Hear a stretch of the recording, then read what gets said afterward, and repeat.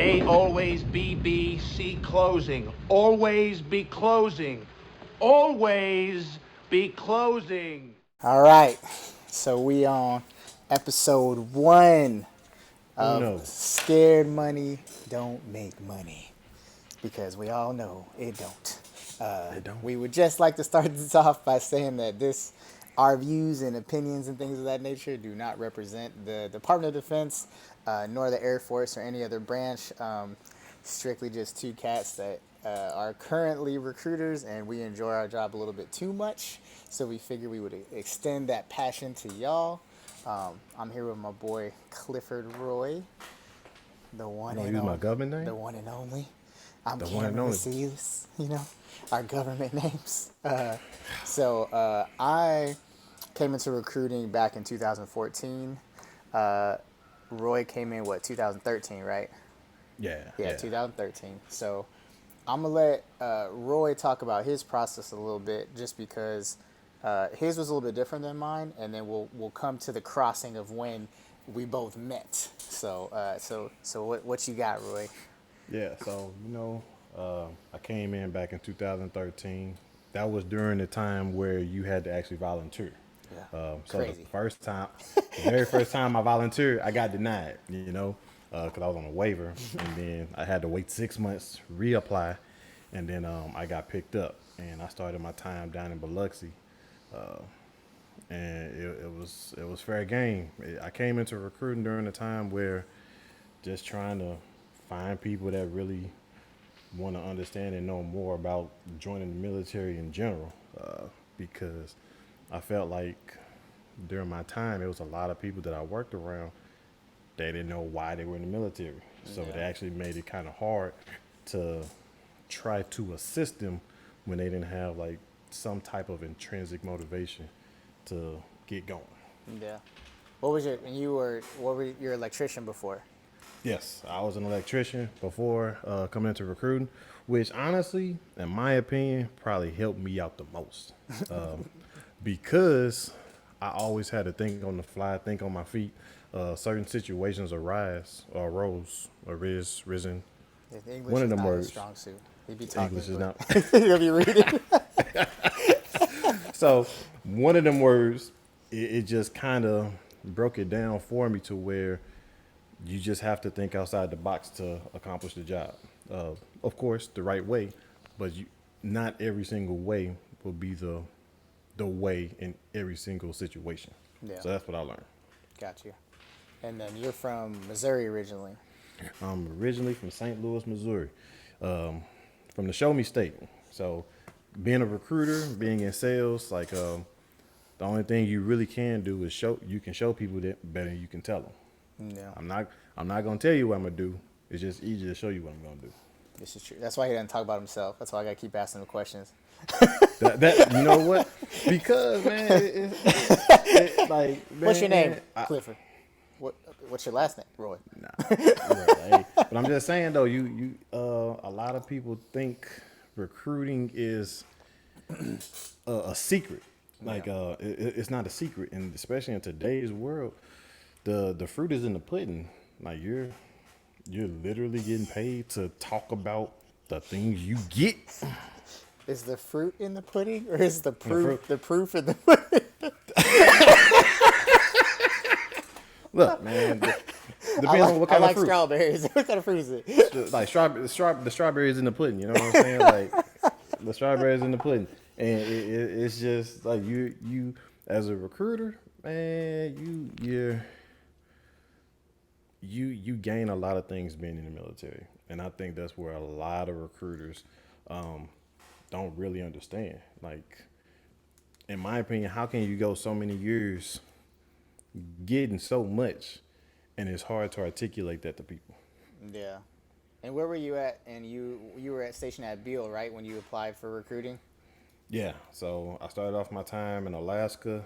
I was in Alaska from 2005 to 2008. Then I went from Alaska to Cali, and I was in Cali from 2008 until 2012. And then he left. And I mean, it was time to go. Could have Like, came back, but he was Nah. bow-ishing. Nope, I ain't want to do it. I ain't want to do it. So, I mean, it's not bad though. Recruiting is it fits more Repertoire. That's your my word. Your repertoire, repertoire. my repertoire, more of my character. It's just it's fun. Like it's and I think a lot of times when it comes to challenges, a lot of people have different challenges in different ways, and Yeah. a lot of people think like, oh man, if you're in a walk-in market, you got it good.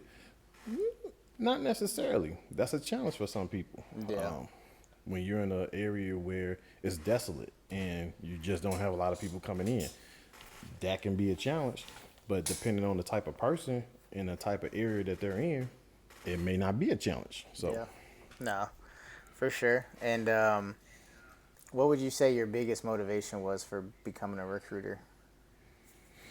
Because you, like I said, you applied like you yeah, twice. They was twice, like, nah. twice. They was like, nah, fam. And he was like, no, yes, fam. No, you need me. You need me. You want me. I You want want the me. game shall be changed. Just let me in, please. Just please let me in. Man, I think the motivating factor is understanding people, understanding that why, like that. I think as a recruiter, man, you got to find out people's why because you're sending those airmen, those soldiers, those Marines, and those seamen to different parts of the country, different parts of the world, and if they don't understand their why, man, you might be doing them a disservice, because if we don't articulate it and press upon it as early as we possibly can, then they can get lost in the wash. Every once in a while, somebody get through, make it to basic training, and they like, oh yes, I want to serve my country.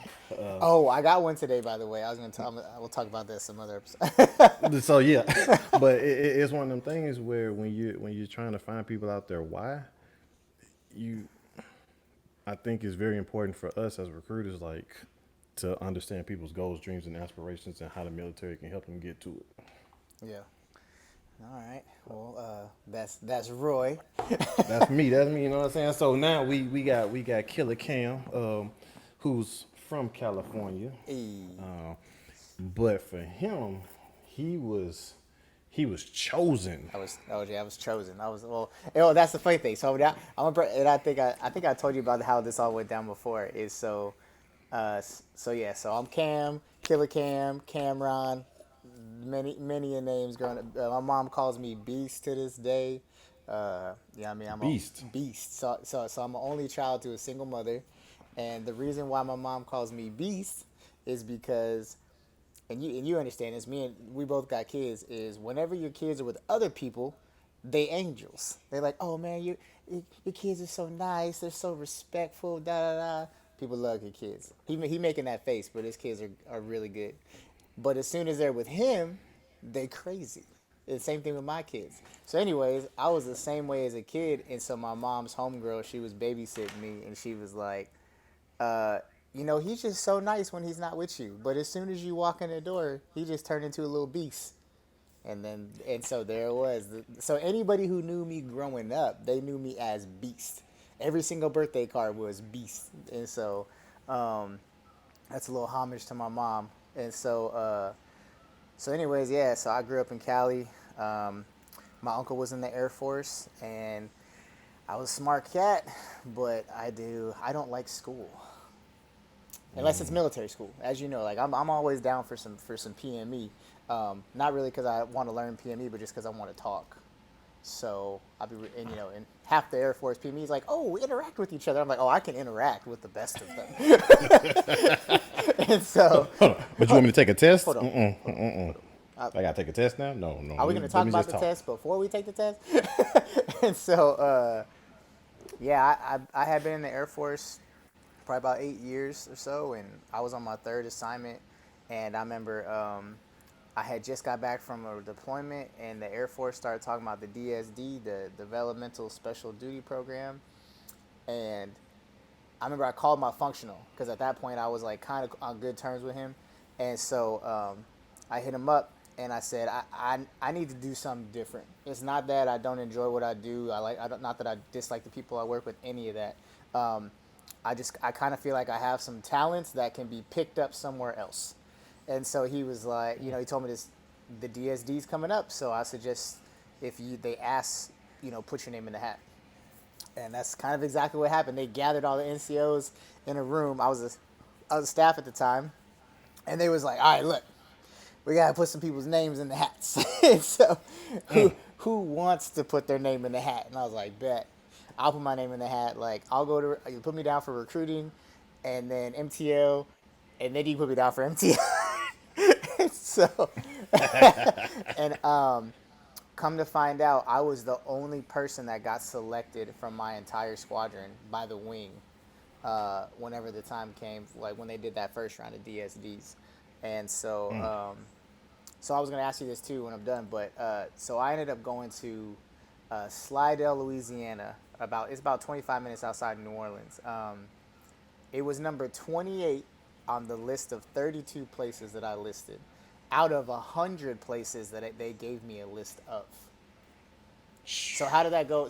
I would say when I came into recruiting, I had always heard these rumors like you can tell them where you want to go, and like if you don't get where you wanted to go, you could just like turn it down. So like you could dispel that for me now. Is like how did that work? So when I got my list, I did the interview. Me and my wife did the interview. We went through it all, and after that, we got the list. Yeah. And You're joint spouse though too, so that plays. And that was joint spouse at the time. And because of that, when I got it, I had to look at the places I can go. So I put everything on the East Coast. I think I had everything like close to Bowling, Andrews, and all them places. Yeah. And I submitted it. I think I got an email back like a couple of days later, like, cool, you can't go to none of those places. You can go to Nebraska, or you can go to Biloxi, Mississippi, and your wife go to Keesler. Yep. And that's where Nebraska, boy. Nebraska, Omaha, Nebraska. But here's the caveat to that. But here's the or. The or was, or you can deny both of these locations and get another list and choose from that list. And if you still don't see something that you want, you can reapply again. Oh, that would have been three C's.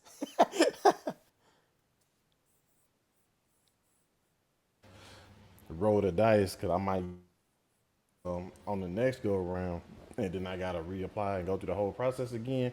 Like, nah, I'm good. So talk to the wife. So I had been to Biloxi, left for basic military training. So that's the only recollection I have of Biloxi. So I was like, you know what? I went down there. They had like a little carnival down there, and Mississippi, close to home, 30 minutes. Okay, so we put it down. We got it, and I was happy. Yeah. Super happy. Cause the East, like I could have went to the East Coast, but you know what I'm saying. It was just I couldn't at the time because of joint spouse, so we just got Biloxi. So it worked out in my opinion. Oh, yeah, I will say Keesler. Keesler was like a hidden gem that I tell people that they'd be like, I'm like, oh, I was in Mississippi, and they say, oh, how was that? Actually, it was kind of amazing. Like you would never understand that Biloxi, Mississippi, and like Ocean Springs too, like that whole that little strip, and then like Bogalusa, or not Bogalusa. What was the spot we used to go to? The city where we used to always get our crawfish from. Oh, in Pascagoula. Pascagoula, like all those little spots right there. I remember that was a thing for us. Well, anyway, so tell me. So let's talk about. So now we've gone through kind of our pre-face and so forth. Mm-hmm. What was it like when you first arrived to iFlight? Man. What was the energy? Like what, obviously we know how Big Dog was, but like what was the energy? I would say, so going into a recruiting flight, an office, battalion, no matter what branch you're in, the energy is it's kind of it kind of starts at the top and kind of makes its way down. Yeah. But it's like any other type of assignment. Like you can't have everybody else's mentality or like especially like if it's like a negative mentality about it. Because I Yeah. mean, Kind of. even when I came into recruiting before, and it was a volunteer. Everybody I talked to was said, "Don't do it. Don't do it. Don't do it. See, that was the Don't do it." opposite. Everyone that I talked, like I had Cook, and then I had like my flight chief at the time at Little Rock Johnson.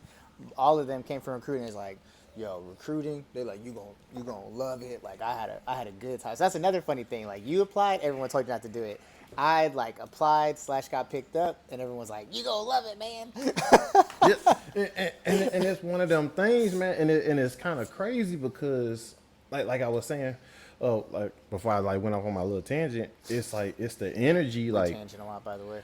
I know we do, I like squirrels all day, but it's one of them type of deals to where people got to understand if people feel negatively toward it, you can't let their emotion dictate your emotion and your mindset to it. So, man, like I came into a flight and they was good. Like they had like that good camaraderie. But I can also tell like, man, some people just they weren't feeling it like that. And then I talked to like the other branches and they be like, oh man, it's rough. Yeah. And you just I I'm the type of person who don't like to go through the hard knock life. I like to see and hear other struggles and figure out a way to get through it. Right. You know what I'm saying? Yep. Because it's a whole lot easier to hear somebody else's struggle and try to think of ways to get out of that struggle Than to be in before it. you're ever Yeah, you're like get to it. actively in it. Yeah. So like, what would I do in that situation? Well, yeah, because I would do- you came up to iFlight on the, when they were on the up and up too, like y'all like somewhat like the flight chief was starting to kind of pull it back up. Yeah, I mean, yeah, I mean, and when I came through, like I had a flight chief who like he let me be me. I would say that's the one thing that a lot of recruiters kind of shy away from, and that's being themselves. Yeah. The moment you try to be someone else, the moment you try to conduct business in a type of way that's just not you, you look very disingenuous. Yeah. So that's where we kind of like always like had laughs about. He'd be like, "Man, what are you doing, bro?" I'm like, "What? Like, yo, like This no, is no." the way I want to do it though. He's like, okay. he always looked at me funny like, I don't think that's gonna work. But after I showed him Yeah. the proof in the pudding, The fruit in the pudding. the proof in the pudding, he kind of like, okay, I will let you continue down this path until you prove me that you can't operate this way. And I didn't show him wrong. So And I think, and I was thinking about that today because I like obviously like every military recruiter, even salespeople, like you go through some type of boot camp. Like no one just pulls you in anywhere and then just like, all right, go. Like you got to learn how they operate. You got to learn the sales model, the recruiting model, all those things. And one of the things and like you were saying, like it's hard because when you go through these sales models and things like that, like you and I always say, it's like society has taught us that there are these training books and there are these checklists and things of like this is gonna work every single time, and that's just not. I mean, when you go through those courses, I think a lot of people get it misconstrued of like as long as you do these exact things, life is gonna be grand. When in all reality, it's like no, this is just like a little piece of just to show you how like the baseline. And then, but yeah, like you said, like then you have to take it and make it your own, and I think that can be so hard to do as a salesperson or as a recruiter because one you're afraid the company's not gonna like it, right? So like the flight chief, like the flight chief or your sales manager or what your team leaders, whatever. You're like ooh, like are they gonna like my style? Because not everybody likes everybody's style type thing. And then two is even if they don't like my style, are they going to give me the breathing room to prove my style? Like I remember when the second flight chief took over, and there was that sign on my door. Remember that said I do appointments only, and I remember he walked in, you know, kind of our first official training session. I had been a recruiter for a little over a year and a half now, or 2 years, and he was like, "What's up?"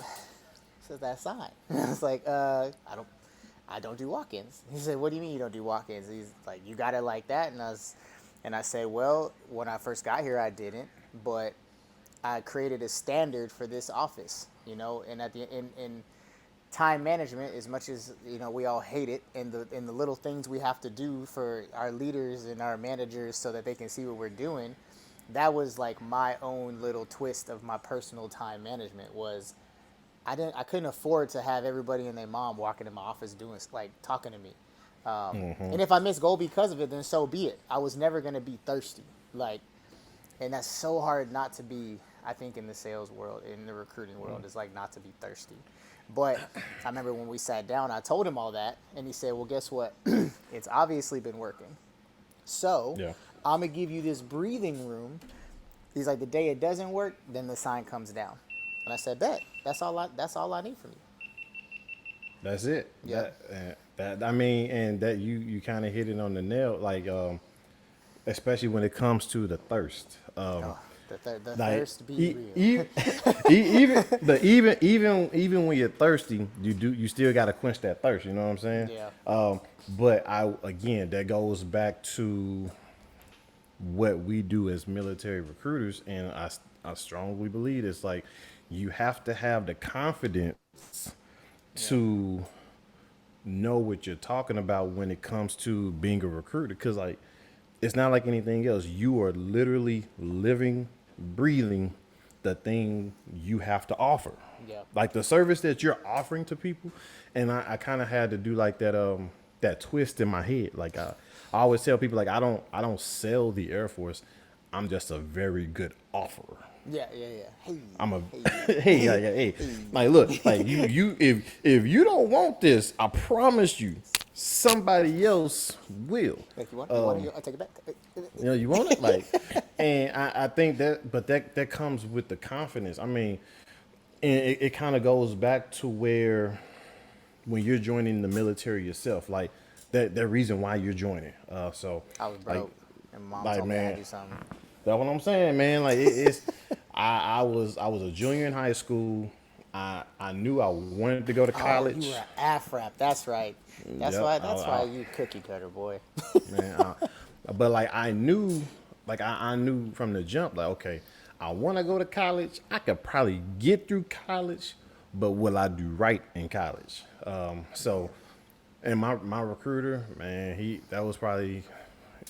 set the standard of being a recruiter because he was at my school the third Thursday of every month. So that's kind of how I kind of got to know him, and then I went through the process, boom, boom, boom. By everybody, they senior year was like, oh my God, what am I gonna do? I gotta take the ACT, I gotta take the SAT, I gotta do these college applications. I'm just like, man, I leave June 21st. Hey, that's my birthday. Yeah, see, that's It was meant to be. hey, meant to be. You know what I'm saying? Like that's when I left for basic training, and it was just like that. Or for a lot of recruiters, understanding their own origin story of Yeah. Like their how honest and origin why. story, like the They're honest. like They're the honest. real, like the real truth, Like the real, the like the nitty truth. gritty. I tell people all the time, man. When I was a little goon boy. I wasn't doing nothing. I barely I got told I wasn't gonna graduate high school. Like that was the thing. I was going to school though. I was so stupid. Like I thought my wife laughs at me all the time. She's like you actually went to class and you still like wasn't gonna pass high school. And I was like, I didn't go to class to learn. I went to correction. I went to learn about people. I learned to talk, to socialize, to put myself into circles. I didn't go to learn, Genghis Khan was the third leader of Mongolia. Like, I didn't care about that. Like, See, I ain't even know that. yeah, I don't even think that's right. I'm just throwing it out there. See? See, who knew? Like, honestly, be real. Like, you went to school so your mom wouldn't go to jail. Exactly. So I didn't go to jail. And so they hit my mom's up, and I went to a meeting, and they was like, yo, Cameron ain't gonna graduate. Like he's like sorry, like he's a good kid. He don't cause no trouble. Like as far as disciplinary issues, they're like, but he's got like a .6 GPA, like for the senior year. I almost failed high school because of PE, bruh. Because they were marking me down because I wasn't wearing the uniform, not participation, because I was always participating, and so yeah, yeah, it's trust me when I tell people that they're like what, and so Bro, that's like failing lunch. yes, yes, bruh. That's why I tell you. That's why I'm such a good salesman, man. Perspective. I went from failing lunch to owning a house in California. I give you that. I give you that. Bet. And so I give you that. that's what happened, man. And I like and I think I tell you all the time is like there's these little things in my life where I think I realize recruiting or sales probably was going to be where I was supposed to be at because I went to all my teachers and I somehow convinced all of them to give me credit for the work if I did it like hey I'll do the work, I'll sit in my room, can you please just let me pass high school, and they was like okay, like, and I was already signed up for the Air Force too. That's the funny thing, and that, you know, that's got to rapping. That's how it happened, man. Like, Hey, but you know what though? Honestly, it kind of molds and shapes the type of recruiter that you are because I know a lot of times you are always like trying to help out that one person. Like, oh man, this person may not graduate. I remember one time you had somebody who was on the brink of not graduating, and you was like talking, and you was talking to him on a regular basis. So that situation helped bridge that gap between you and him to speak on it from your I was perspective. with you at Olive Garden. Remember? It was Yes. after that pass test, and Yep. I took him to lunch. Him and his girl. They married now, by the way. Him and his girl. Oh They are wow. married now. Like they're doing good. Shout out to you. Yes, but that fool. I remember I got the call from the principal, you know, because I was straight with the school, and she said, "Hey," and his girl, they got like 40 or 50 some absences and he's not gonna graduate. And I remember that. I remember we got in the car. I let him finish his food. I remember he could tell, you know, me, I wear my heart on my sleeve. So he was like, "What's wrong with RBCs?" I was like, "Don't even worry about it. We're gonna talk about it in the car." But he graduated and his girl graduated. And now he's like, now they, you know, they married and they're living Gucci. Like he's in the Air Force, everything's straight. But that's where a lot of times we forget that humility side. Like sometimes we get to this position and we're like, oh man. And but not only does your origin story and like how you came to be helps you as a recruiter, like knowing the stories of others. I would say that's the biggest thing because I mean like I'm like a light skinned bald head dude. Like I can't relate to everybody in the South, you know what I'm saying? But Yeah. but I had the ability to bridge stories from the people that I worked with from back in my old career field, Yeah. people I deployed with from the army. And I think that's where like the credibility also comes into play because you got to speak on people's situations that you knew about. No, yeah, yeah. And I always tell people, man, keep in contact with the people from your old shop, Yeah. from your last base, from your last post, your last unit. See how they're doing. Like reach out to them. Like, hey, can you talk to this one kid for me about X, Y, and Z? Because that that helps you. Because when you can tell a story, of course, everybody's story is not going to be exactly the same. Yeah, yeah, yeah. But you can find a lot of stories that match 75 to 80% of other people's stories. So, oh yeah, there's like always that like little piece of like that little nugget of like perception or perspective. Perspective, yep. Yeah. Like you didn't have no lights, man. Shoot, my cousin didn't have no lights either. Like let me tell you about that. Let Like me it's tell you that. and but I think that's where it is very important as recruiters honestly I learned a whole lot about myself being a recruiter. You just learn like how your mannerisms. I have a tendency to talk with my hands a lot. Oh, Doing yeah, presentations. yeah. Like I'm I training I people think I like got that from you too. I'll be talking with my hands. I talk but it's just and to some people that could be perceived as threatening.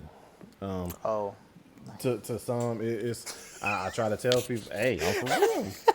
I try to me I tell people like, hey, maybe you should do some type of cultural learning course before you go be a recruiter in an area, especially like if you are, like if you're not from sunny California and you're from the East Coast, those mentalities just don't mesh that well. Yeah, I ain't So gonna lie. I you, got a homeboy like that. He's from New York, and I remember I was talking to another friend of mine, and I was like, man, I don't feel like he's being aggressive, but I feel like he's being aggressive. And he's like, man, it's just that East Coast, like, just the way you like you're from California, he's from the East Coast. It's two different lifestyles, like, boop, like hidden heads.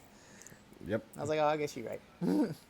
And that's what it really comes down to is just again understanding yourself, understanding others, understanding the culture. So 1 year lessons. Let's talk about like your 1 year lessons. 1 year lesson. Ooh, Actually, scratch that. Let's talk about when we met. man. Because So to this day, that is one of my funniest stories.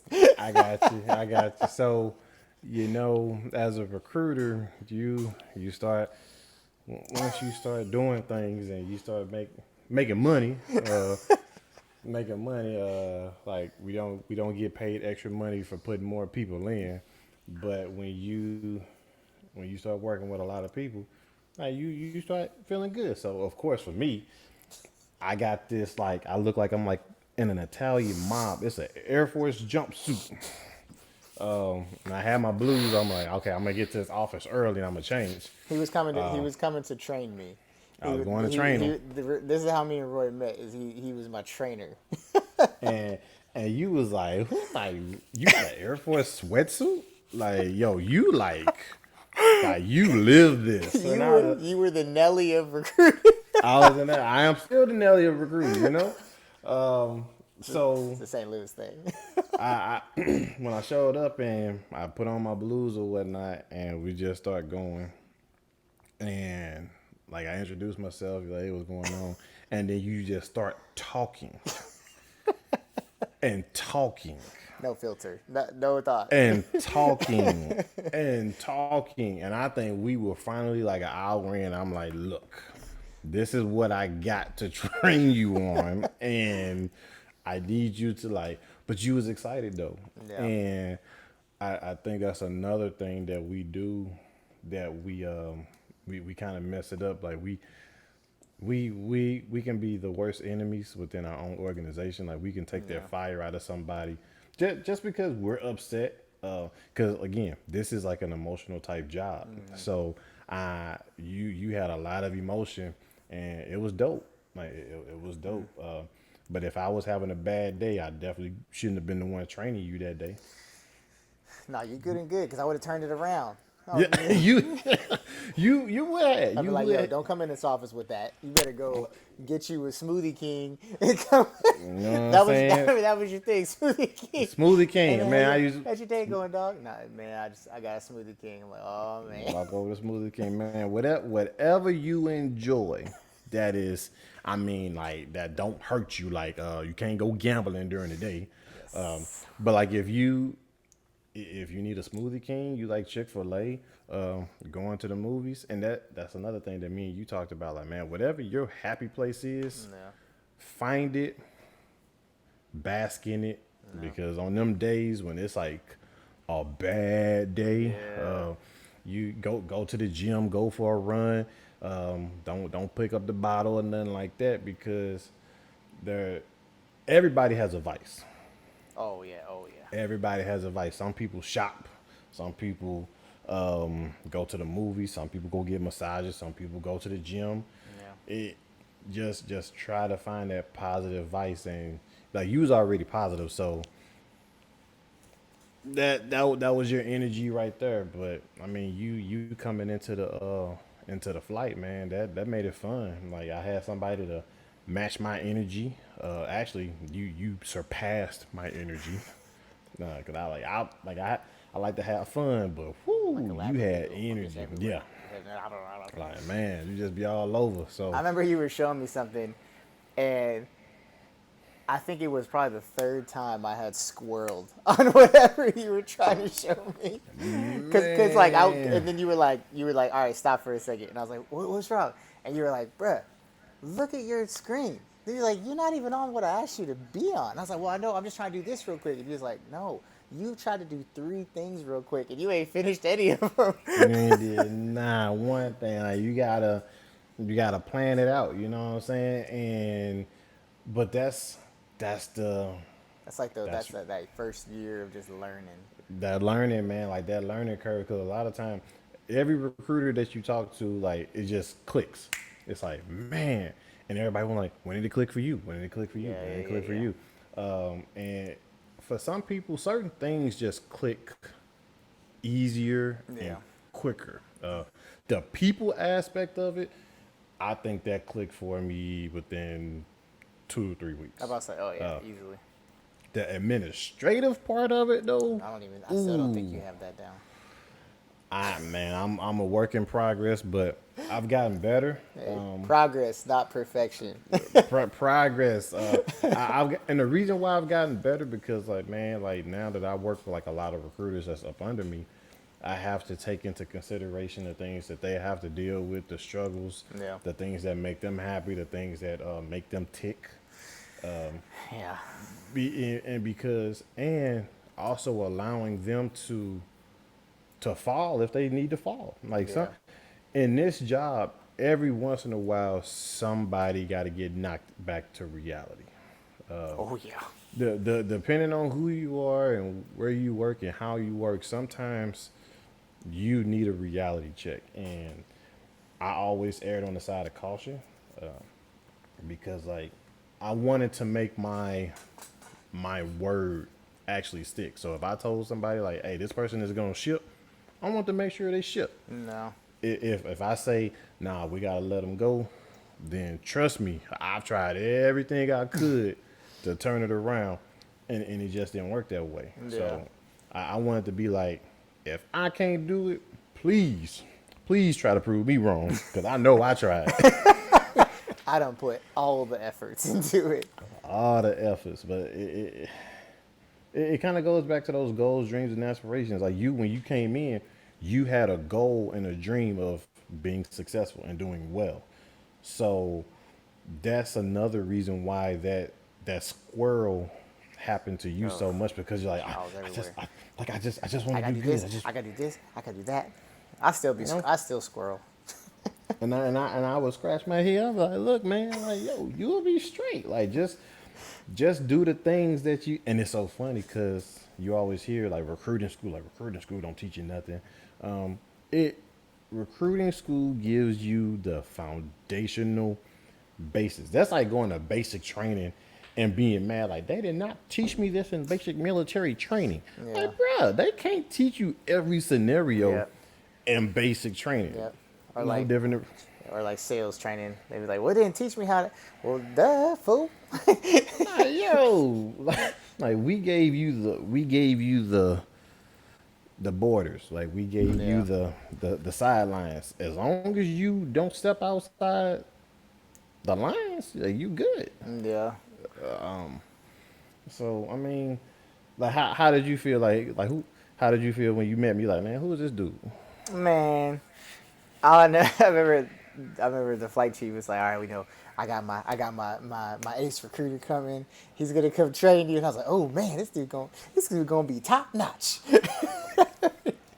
And I was. And he was late. First of all, I was late. He was late. And then look at that strapping young lad. Like, yo, I was super late. He was late, and then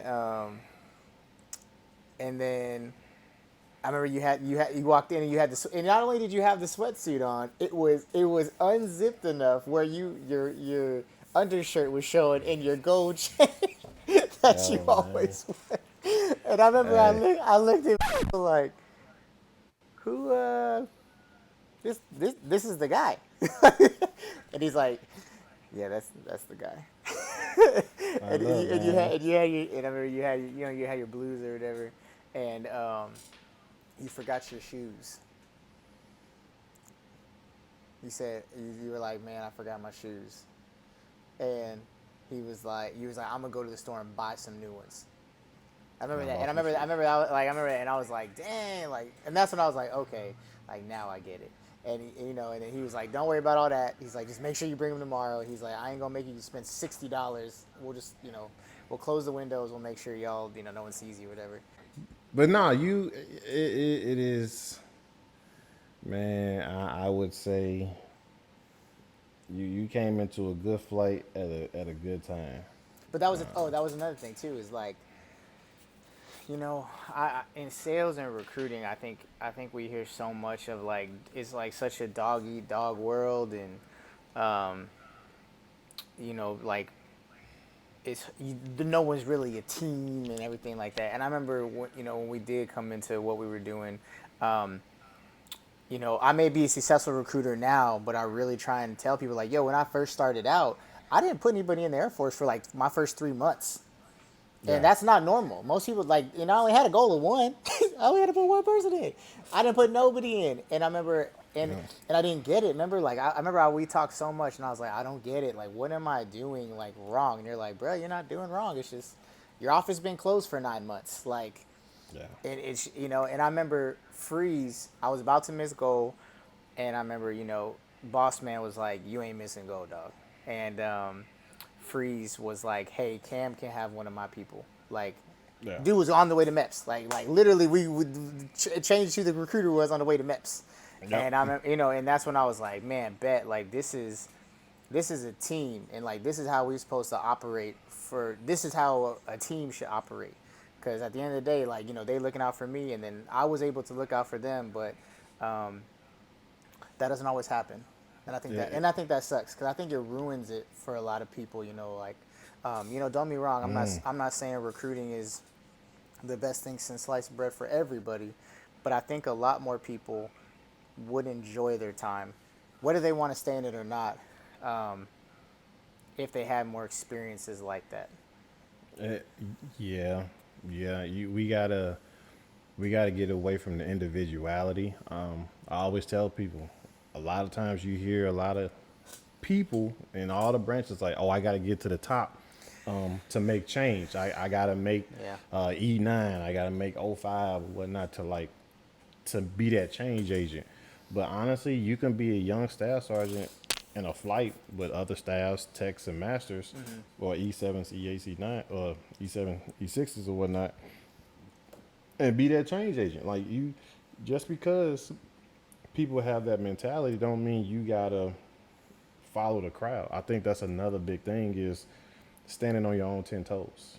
Yeah. Well, we did. Like, and we did. I think like I remember when we used to go to the annuals, anything, and it was like, yo, I flight here, bruh. Like, we want to kick it with I flight. Like, and I remember whenever we would spend time with all the other recruiters, everybody, I'm not saying we were the only flight that had a good relationship, but I do feel like we did a lot of good for where we were at as far as really trying to speak the message and like let people know, like, not only that we were here for them, but that things can change based off your attitude. 100% without a doubt. Yeah. Because you again, you gotta. We all it's so funny. We always hear people like, "Oh man, like you going to this base, you going to this post." It's not the location that you're going to, is what you make it. And recruiting is almost the same way, because at the end of the day, we have one of the simplest missions. In many cases, the hardest. In many cases, the hardest. However, the execution of it No. is almost somewhat simplified. You just have to find a qualified person, Yep. spark up an interest into them, and then offer the military to them. I always tell people that we deal with the most expensive thing, which is time. Ooh, Yep. yeah. Because you can't quit. Because you can't You quit. can't. Like, Yeah. but here's the caveat to that though. Someone will sign a 6-year contract with me faster than they would give me $100. Yes. That's the crazy thing about it. Like, I've been thinking about that. I'm like, bruh, I convinced, not convinced. I hate that word, but I gave you the option of joining the military, and you took it wholeheartedly off of an hour or two conversation. But if I was to meet you on the street and talk to you for that same amount of time about give me $100, you probably wouldn't do it. You wouldn't do it. You wouldn't do it, and it's kind of go back to what we offer. Yeah. And we're just honestly we're just listening for three main things: a person's goals, dreams, and aspirations, and then just trying to figure out how what we offer can help people achieve it. Yeah. I've met so many people like, oh, I really want to be a nurse, or I really want to be a doctor, or I really want to do this, and I can do it in my sleep. I can explain to a person how they can do it using the military. Yeah. But in the same breath, and I think a lot of militaries are running into this is, oh, but I want to do something medical now to one day be a doctor. Yeah. Yeah. Yeah. Well, a lot of people forget the process. Even to Yeah. being a recruiter, like I've had people hit me up and was like, "Yo, how do I be a recruiter?" I'm like, "Bro, you got to be in the Air Force. You got to know how to. You got to live the Air Force first. Yeah. You can't tell people how great the Air Force is if you ain't never been in it. That's why I think it was funny when they was talking about doing like civilians. Remember, they were like, "Oh yeah, maybe we'll get like, or we will open it up to brand new airmen." And I was like, "Bro, I don't know about all that." That would have been cool. I honestly, like hindsight 2020, if I could have came in as a recruiter, as a young airman, I I would have loved to have tried to do that, but I would have had nothing to offer anybody. There's like that pillar. You wouldn't have no pillar to stand on. You'd just been like flat on the ground, like okay, like join the air. They're like, oh, well, what did you do, Airman Roy? And you're like, I used to live in St. Louis. Uh, yeah, you know what I'm saying? And now I'm here. It's kind of like when people used to come in, like, hey, son, Roy, I made an 85 on my ass. Like, oh, man, cool, man, congratulations. Like, what did you make? High enough to be your recruiter? Next question. I'm high enough to be up in this mug. Like, high enough to be your recruiter. So, like, congratulations. And, but it came, that was my mentality. That was my way of getting through this profession, because again, it's honestly it's not for the weak at heart. And It's not. There's those days. There's just those days, man. And I think any day, any sales or recruiting job, you just have those days. I mean, right now with like the corona going on, like I know you're in a lot of the same sales groups that I'm in, and it's not a good time. It don't matter even. It don't even matter how just nice you are with sales and recruiting. Like, it's not a good time. it's not a good time at all, and because of that, we have to figure out creative ways. Like, I don't know if you remember when you went to ALS and all those type of PMEs. When I went through, and we had four lenses, you had the blue, the gold, the green, and the orange. No, yeah, I was an orange. I'm still an orange. you're still an orange. I'm still an orange. You're straight orange. But that's the creative side. So because I came into recruiting, like I love to be creative. Yeah. And I like to take things and make it my own. You tell me the rules and regulations, as long as it's not illegal, unethical, immoral, I'm gonna try it. And I think a lot of times people are afraid to try. It's not even resistant to change. It's just resisting to even trying to try. Oh yeah. Because I think a lot of the systems that we put in place is like if you try and you fail, then you're a failure. We've gotten I think as a society we've gotten so far away from failing is still learning, because you Yes. learn not to do it that way.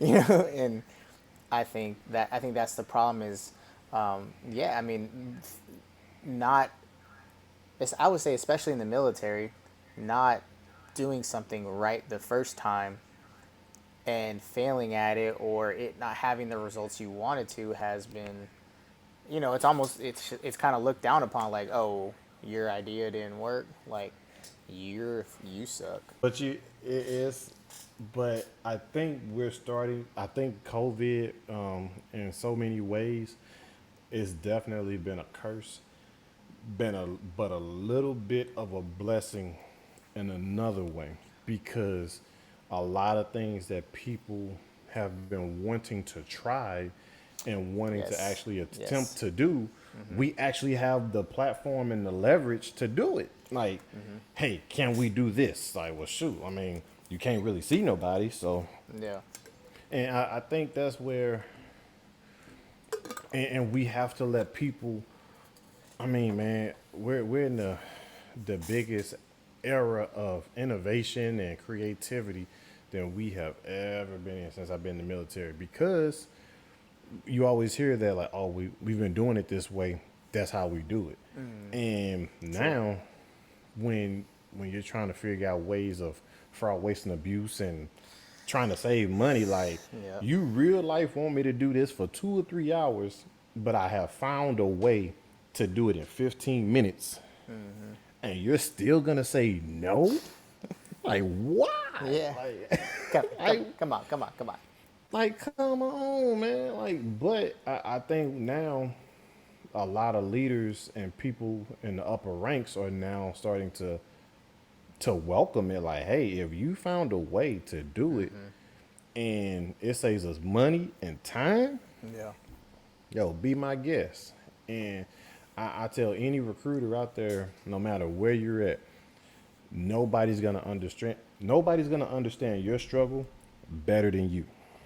No Oh, matter, yeah. no matter how long a recruiter, a E8, E9 has been in the recruiting game and been doing this thing, if they have not recruited in your zone Yeah. in this time, Yeah. because At this moment. in this time, because just because I recruited in Biloxi, Mississippi from 2013 until 2016 does not mean I can go down there and do the exact same thing and say the exact same thing now like I did back then. And Yeah. again, that goes back to the first thing a recruiter, like I think you was talking about it earlier, the biggest lesson a person can learn out the gate is understanding their area, Yeah. understanding the culture, understanding the people, understanding yourself. Oh yeah. That is the only thing that you should do in the first 2 weeks is just watch the news. Watch the local news. Yeah, bro. Yeah. Yeah. I remember one of the teachers at one of my high schools, like, I was watching the news and it was like teacher of the year or something like that. And I was like, oh, bet. And then, my principal at North Shore, yeah, I was like, but that gave me instant, like, credibility, because I was like, oh, congratulations on your, like, principal of the year award. And he's like, oh, I appreciate that. Like, I was just watching the news. Watching the news, and like that's the biggest thing now. Like a lot of so I'm not a history buff by no means, but I like to understand where we have come from Yeah. to where we're trying to go to. And like a lot of times you hit the nail on the head. Like you watch the news and you saw a principal get principal of the year or whatnot, and now you got LinkedIn, Facebook, the Yeah. schools got websites, so you can do a lot of research from the comfort of your home and your office. Yep. You can do a lot of research and take that time and understanding your area, to be able to execute your mission within that area. Yeah. I would say that's a very, very, very big important piece, because that again that goes back to your credibility.